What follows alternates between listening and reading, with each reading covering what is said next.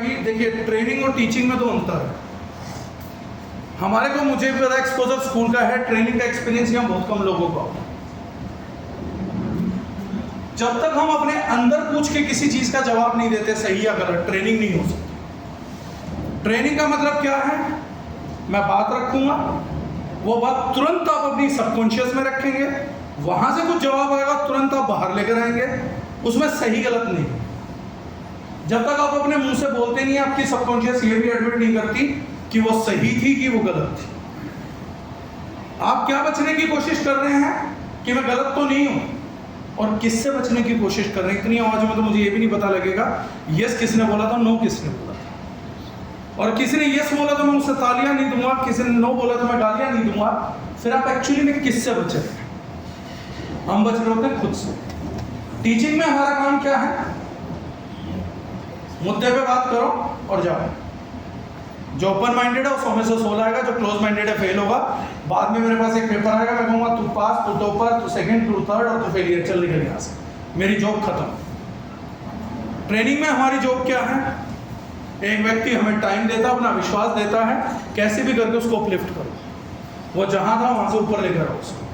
लेकिन वो मैं नहीं कर सकता, मेरे पास कंटेंट हो सकता है, समझ हो सकती है। अगर आप अपनी सबकॉन्शियस में उस बात को ले जाकर तुरंत आंसर नहीं करेंगे, this training will be a failure. पिछली बार हम लोगों ने करा, बहुत अच्छा सेशन गया। इस महीने की ग्रोथ ने बताया भी कि बहुत बढ़िया किया हम लोगों ने, इसलिए मैंने कहा कि अब अगले चरण पे चलते हैं, पिछले स्टेप पे। शायद अगर हम इस महीने बिजनेस में वहीं अटक जाते तो जो बातें मैं पिछली बार करके गया था वही बातें इस बार करता। जब योगेंद्र जी ने कहा हम अगला कुछ सीखेंगे उससे भी डायनेमिक, तो मैं सचिन जी के साथ हंस रहा था। मैंने कहा इन्हें क्या पता कि हम नया सीखेंगे, क्या पता मैं पुराना ही दोहराने आया। लेकिन पुराना दोहराने की आज जरूरत नहीं है। क्यों? उसकी जरूरत कब थी? आप लोगों ने उसको पकड़ा, उसके सारे निकल गए। अब यहां से हमें अगले स्टेप पे जाना है, सेकेंड स्टेप की तरफ जाना है। तो सेकेंड स्टेप में भी आपको उतना ही ओपन माइंडेड रहना जरूरी है। तो जो स्लाइड आ रही है, जो क्वेश्चन आ रहा है, ये मत करना कि मैं जो जवाब दूंगा सही होगा या गलत ही होगा। अपने आप को टेस्ट करना, अपने आप को एग्जाम देना है, अपने ही, दूसरे को नहीं बताना। बस ये चेक करना कि यार मेरे अंदर से क्या जवाब आता है वो मैं, और वहां हो सकता है आपका कुछ करेक्शन। लेट्स से, तो मैंने लिखा let's go towards desirable life. ये पीपीटी इस चीज पे है कि जो आप डिजायरेबल लाइफ जीना चाह रहे हैं उसकी तरफ ये डायरेक्शन लेकर है। आप क्लियर? काम नहीं कर रहा।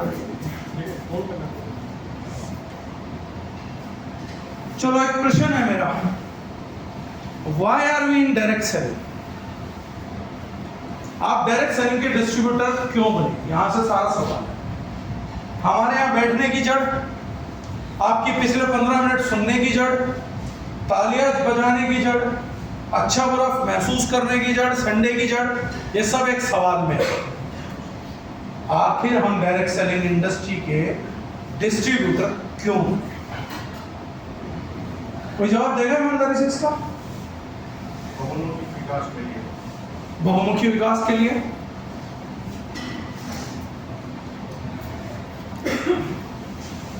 जब इन्वेस्टमेंट के अपना एक बिजनेस मिल जाता है, अपना पर्सनल काम मिल जाता है, और पर्टिकुलर टाइम भी मतलब वो नहीं देना होता जो किसी को भी मुताबिक देना होता है।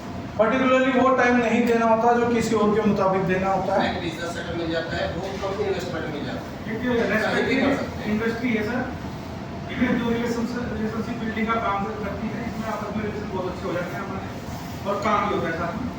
प्रोडक्ट अगर हमारे पास में अच्छा है, कंपनी अच्छी है, तो ग्रोथ बहुत अच्छी हो जाएगी। Right sir. दो तरीके के विचार है जो व्यक्ति अपने आप को देता है। एक होता आलसी विचार, एक होता काम करने वाला विचार। जैसे राहुल जी ने कहा, बड़ी अच्छी बात कही कि हमें टाइम वो नहीं देना होता जो दूसरों को देना होता है। यहाँ टाइम किसको देना होता है? खुद को। अब मैं कुछ क्वेश्चन करूंगा, वो बताना सीरियसली। यहाँ पे कितने लोग 10th पास हैं? काफी लोग। कितने लोगों ने 10वीं में मैथ्स का एग्जाम दिया था? कितने लोग मैथ्स के एग्जाम में लेट पहुंचे?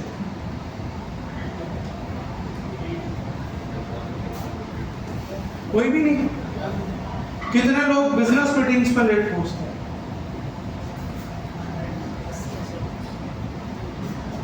क्यों? कितने लोग ट्रेनिंग्स में लेट होते हैं?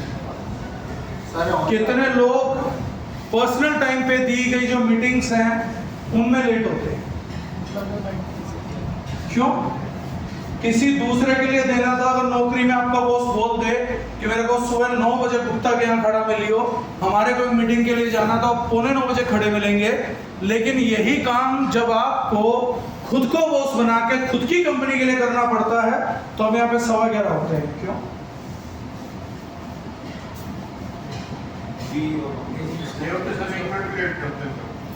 एक केस आ गया सर, गुड, तोमर साहब का सेकंड केस। पता है इस दुनिया में एक रिसर्च हुआ, दूसरे के लिए, अपने लिए नहीं है। रिस्पॉन्स दूसरे के लिए सोचते हैं हम लोग, अपने लिए नहीं सोचते कि हमारी कोई। एक रिसर्च हुई सर, ये रिसेंट रिसर्च है इसलिए मैंने इसका जिक्र किया। एक रिसेंट रिसर्च हुई और इसमें भी मैंने वो रिसर्च डाली। 99% people fails when they operate on their own businesses. कारण क्या होता है? बॉस के लिए या दूसरे के लिए आदमी जिम्मेदार होता है, लेकिन जैसे ही वो जिम्मेदारी अपने ऊपर आती है तो हम अपने आप को और ज्यादा मेहनत का इंस्ट्रक्शन नहीं देते, अब हम और ज्यादा आराम का इंस्ट्रक्शन देते हैं। अब आपको अपनी जरूरत अपने लिए सबसे ज्यादा थी, लेकिन उसी टाइम आपने अपने लिए अपनी जरूरत सबसे कम कर दी। और आप 99% केस में अपने बॉस को फेल नहीं करते, अपनी नौकरी को फेल नहीं करते, दूसरे के दिए गए काम को फेल नहीं करते, लेकिन हम में से हर आदमी के पास एक प्रवृत्ति है, वो अपने काम को फेल करने के लिए पूरा एफर्ट लगाता है। और हमें लगता, सोच हमारी उल्टी है कि यार जिस दिन मैं अपने लिए काम करूंगा ना, उस दिन मैं पहाड़ जीत लूंगा, मैं हिमालय तोड़ दूंगा।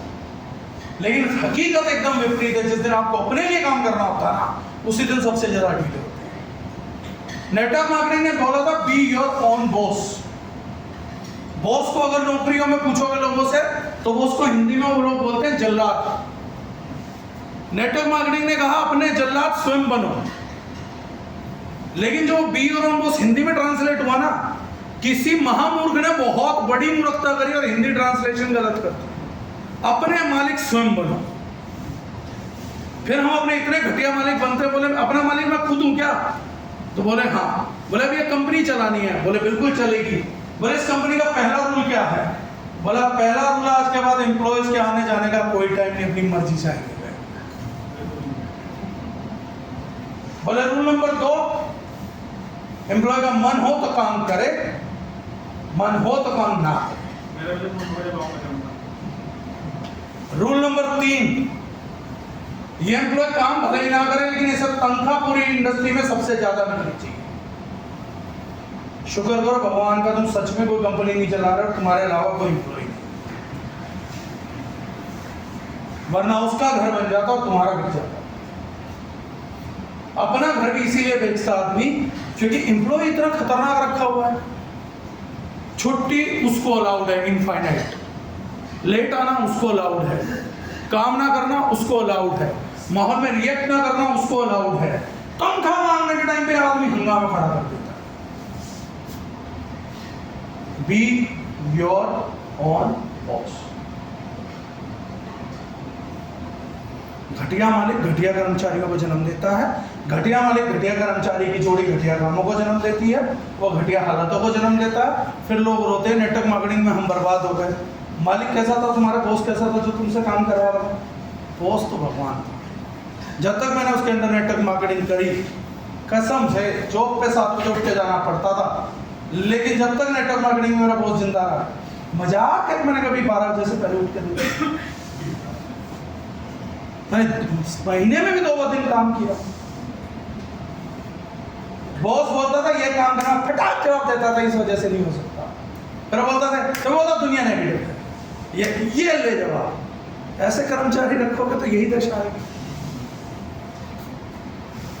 इन हम डिस्ट्रीब्यूटर हैं, the core reason is money making. सरल जवाब है ना, आप एमएलएम में क्यों आए? और मुझे हर नेटवर्क एक जवाब देता है। नेटवर्क को पता सर एमएलएम कंपनी क्यों क्यों ज्वाइन करता है? पैसे के लिए, जल्दी पैसा बनाने के लिए, मोर स्पेसिफाइड आंसर। तो मुझे कई बार मैंने कई नेटवर्करों से पूछा है, रिक्शा वाले रिक्शा क्यों चलाते हैं? धर्म के लिए। रिक्शा वाला रिक्शा क्यों चलाता है? फ्रूट वाला फ्रूट्स क्यों बेच रहा है? रेस्टोरेंट वाला क्यों चला रहा है? पैसे के लिए। शादी वाले शादी क्यों करवा रहे हैं? फिर ये नेटवर्कर इतनी महान गीता कहाँ से पढ़ते हैं? आपको पता है नेटवर्क मार्केटिंग में नेटवर्कर क्यों आता है? पैसे। ये नहीं पता था, ये बिल्कुल ही विचित्र बात पता लगी। मुझे लगा था नेटवर्क मार्केटिंग में लोग पैसे के लिए आते हैं, बाकी जगह पे लोग धर्मार्थ चले जाते हैं। इंजीनियर तो लोग इसलिए बने हुए हैं क्योंकि ताकि एक दिन ये दुनिया जो है मंगल ग्रह पे बसे, मुझे ऐसा लगता था। शुक्र है मैं नेटवर्क मार्केटिंग में, कुछ नेटवर्करों ने मुझे बताया कि सर नेटवर्क मार्केटिंग में नेटवर्क सिर्फ पैसे के लिए आता है। अच्छा, ये बिल्कुल ज्ञान नहीं था। मुझे लगता था बाकी धंधे सब धर्मार्थ हैं, सिर्फ नेटवर्क मार्केटिंग ही जो है वो पैसार्थ है, सेवार्थ है ये, और क्या था? शिक्षार्थ आइए, सेवार्थ जाइए। शिक्षार्थ आइए, स्वार्थ जाइए। यहाँ से सेवार्थ जाइए। अर्थार्थ आइए, अर्थ के लिए जो आए हैं वो आइए, सेवार्थ जाइए। बाकी सब जगह सेवा हो रही है, सिर्फ अर्थ की गिनती हमारी MLM में होती है। Money is everywhere boss. जो जॉब कर रहा है वो भी पैसे के लिए कर रहा है। हमारी रॉन्ग एजुकेशन का सबसे पहला हिस्सा है when we think we are doing multi-level marketing, we are into this business because of money making। मैं पैसा बनाना चाहता हूं, राइट? ये चैप्टर क्लियर नहीं हुआ तो हम कभी डायरेक्ट सेलिंग बिजनेस नहीं कर पाएंगे। Sorry, we have been trained wrong. We are here for income, and there is a lot of difference between money making and income। ये पार्ट क्लियर नहीं है, इसलिए हमारा बिजनेस फ्लरिश नहीं करता। कोई भी 2 कौड़ी का सामान्य व्यक्ति, दुर्बुद्धि का व्यक्ति हमसे बात करता है, एक एग्रीमेंट लेता है कि MLM तुम करके और पैसे के लिए ना, हम कहते हैं हाँ, और हम भूल जाते हैं कि वहां जवाब देना होता है नहीं। सिर्फ पैसा नहीं, हम अपना चरित्र 1 सेकंड में जीरो करते हैं। हमसे एक हाँ लेगा और पूरी कहानी गलत हो जाएगी। अब मैं बताता हूं दोनों में अंतर। बता सकता कोई मनी मेकिंग एंड इनकम में अंतर क्या है? एक बैंक मैनेजर है, वो बैठा हुआ है, उसकी 3 लाख रुपए महीने की तनख्वाह है, 36 लाख रुपए साल की इनकम है। 10 साल में लगभग वो 3 करोड़ रुपए कमाएगा, 40 साल में 12 से 13 करोड़ रुपए कमाएगा। एंड लेट्स से वो ICICI बैंक का बैंक मैनेजर है। एक एग्जांपल दे देता हूं। एक दिन एक बंदा आया, बैंक मैनेजर साहब की उम्र है लगभग 30-35 साल। एक नया जवान लौंडा उठा 19 साल का, उसने कहा मुझे पैसा बनाना भाई, ये बंदा है। उसने एक खरीदा कट्टा और जाके बैंक मैनेजर की गनपट्टी पे लगा दिया, और एक दिया बैग, प्लस में 4 करोड़ भर दिए। बैंक मैनेजर ने 4 करोड़ भर दिए। This is money making. क्या काम किया इस बंदे ने 4 करोड़ कमाने के लिए? कट्टा लगाना काम नहीं हुआ। किसने बताया? कौन सी किताब में पढ़ा कट्टा लगाना काम होता है? इस ऑक्यूपेशन को क्या बोलते हैं? देखो कितने इंटेलिजेंट लोग हम कह रहे हैं काम किया उसने, कट्टा लगा दिया। ये भी काम है। काम की डेफिनेशन कितनी बड़ी है। इस ऑक्यूपेशन को क्या बोलते हैं? कौन सा प्रोफेशन है? जैसे मान लो कोई लेथ मशीन चला रहा तो मैं इंजीनियर बोलूंगा, या कोई मशीन ठीक कर रहा मैकेनिक बोलूंगा। तो कट्टे लगा रहा है, इस ऑक्यूपेशन को क्या बोलते हैं? रॉबरी, बैंक रॉबरी हो गया। ये सोसाइटी होती है, क्रिमिनल ऑक्यूपेशन नहीं होता ये। तमका होता है भाई, हमें अपराधी बोलते हैं। इस कैटेगरी को अपराधी बोला जाता है, ये प्रोफेशनल्स नहीं है। कहाँ काम कह रहा सर कितना बढ़िया काम है, गनपट्टी लगा। कल बच्चे लगा रहे हैं, पापा मैंने काम करना चालू कर दिया। बेटा क्या कर? 5 आदमी कट्टा लगा तुम्हारे लौंडे ने, दिन भर रात काम कर रहा था। कट्टा लगाना कोई काम नहीं होता, मनी मेकिंग है। This person needs money but doesn't want to work.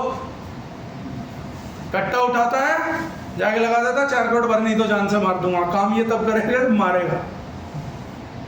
Bank manager ने 4 करोड़ भरे। अब ये बैंक मैनेजर नेटवर्कर भी था। अब ये बैठ के पता क्या सोच रहा है? इनकी अपलाइन थी भूपेन जी। भूपेन जी के पास आके पता क्या कर रहा है? बेकार ही है सर बैंक मैनेजर की नौकरी। 35 साल का हो गया मैं, घिसते घिसते क्या मिला, 3-3.5 लाख पे पहुंचा। आज 19 साल का लड़का आया, सटाक करके मेरा कट्टा लगाया, 2 मिनट में 4 करोड़ लिए, चला गया। मेरा 4 करोड़ पता सर सेविंग पूरी जिंदगी भी नहीं हो पाएगी। तो फिर भूपेंद्र जी बोलते तुम क्या करने की सोच रहे हो? बोले मैं सोच रहा हूँ कंपनी चेंज कर। मेरे अल्टीमेटली एक बात बताओ भूपेंद्र जी, मैं बैंक मैनेजर बना क्यों? पैसे के लिए। तो 4 करोड़ रुपए चले गए 2 मिनट में, जिंदगी लगी। बैंक में 20 लाख पड़े हैं। Now this is change of occupation because that person doesn't know the difference between income. इसी बैंक से यह आदमी 16 करोड़ रुपए कमाएगा, इज्जत भी कमाएगा, पूरी जिंदगी स्मूथ भी चलेगी, गाड़ी भी होंगे, घोड़े भी होंगे, पीस ऑफ माइंड भी होगा।